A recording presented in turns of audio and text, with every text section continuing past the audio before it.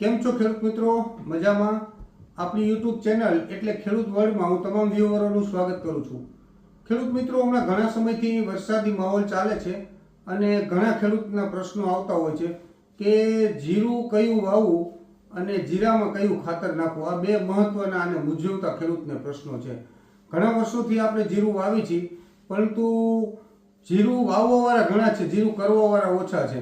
કરવાવાળા મીન્સ એટલે જીરું વીઘાવાળા એટલે ઉત્પાદન લેવાવાળા બહુ ઓછા છે. વાવીને તો આપણે મૂકી દીધું, પરંતુ ઉત્પાદન નથી આવતું. તો નહીં ઉત્પાદન આવવાનું કારણ શું?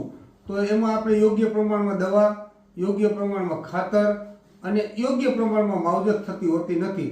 એટલા માટે આપણું જીરું નિષ્ફળ જતું હોય છે. તો પ્રથમ આપણે મુદ્દો લઈ લઈએ કે અત્યારે જીરું કયું વાવવું. તો અત્યારે જીરાની અંદર લેટેસ્ટમાં લેટેસ્ટ એક ક્વોલિટી આવી છે કે જે એકદમ લેટેસ્ટ છે, જેને પોખરાજ 7 તરીકે આપણે ઓળખીએ છીએ. બરાબર, 7 નંબર જીરું છે, જેની બદામની જેમ માળ થાય છે, ઊંચું થાય છે, દાણો વરિયાળી જેવડો થાય છે, રોગ પ્રતિકારક શક્તિ ઓછી છે. એટલે આ જીરું તમે વાવવાની ભલામણ કરું છું તમને. આ અથવા 5 નંબર છે, 4 નંબર છે, આ બધા જીરાની જાત સારી છે, પરંતુ 7 નંબર જે જીરું રહ્યું અત્યારે માર્કેટની અંદર ધૂમ મચાવે છે.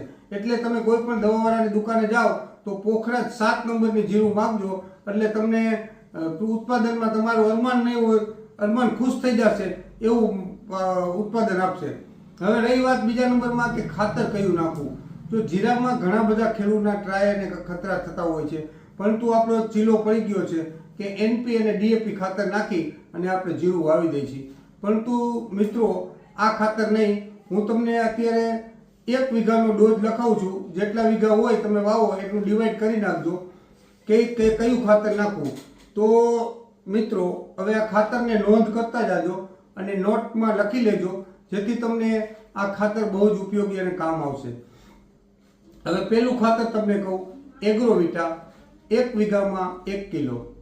સલ્ફર 90% બેન્ટોનેટ વાળું 1 વીઘામાં 1 કિલો. પછી ઝીંક સલ્ફેટ 1 વીઘામાં 500 ગ્રામ અને 20-5-20 એ 1 વીઘામાં 10 કિલો.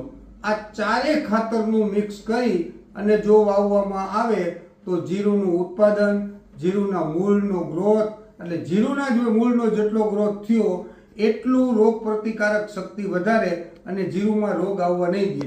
જેમ આપણે બોડી વીક હોય તો તમામ પ્રકારના રોગ છે એ આપણને ઘર કરી જતા હોય, પરંતુ જો સ્ટેમિના એકદમ મજબૂત હોય, આપણી બરાબર હેલ્થી શરીર હોય, તો ઘડીકમાં કોઈ રોગ આવતા નથી.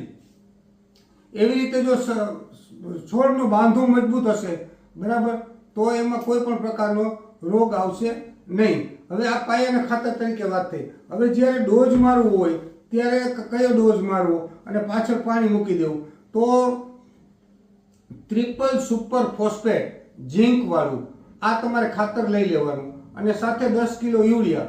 આ બંનેનો આમ ઉડાડી અને ડોઝ મારી દેવાનો. આના 2 ડોઝ મારવાના અને પાછળ પાણી પાઈ દેવાનું. એટલે જીરુંનું ઉત્પાદન અઢળક ઉત્પાદન આવશે, ક્વોલિટી સારી આવશે, રોગ જીવાત ઓછો આવશે. આ થઈ આજે આપણે આટલો જ વિડીયો બનાવવાનો હતો કે સારામાં સારી જીરાની જાત અને કયું ખાતર વાપરવું. તો ખેડૂત મિત્રો, આપણા આ વિડીયોને બીજા ગ્રુપ સુધી પહોંચાડી, સબસ્ક્રાઇબ કરી, લાઇક કરી અને બીજા ખેડૂતના ગ્રુપ સુધી પહોંચાડજો. ધન્યવાદ.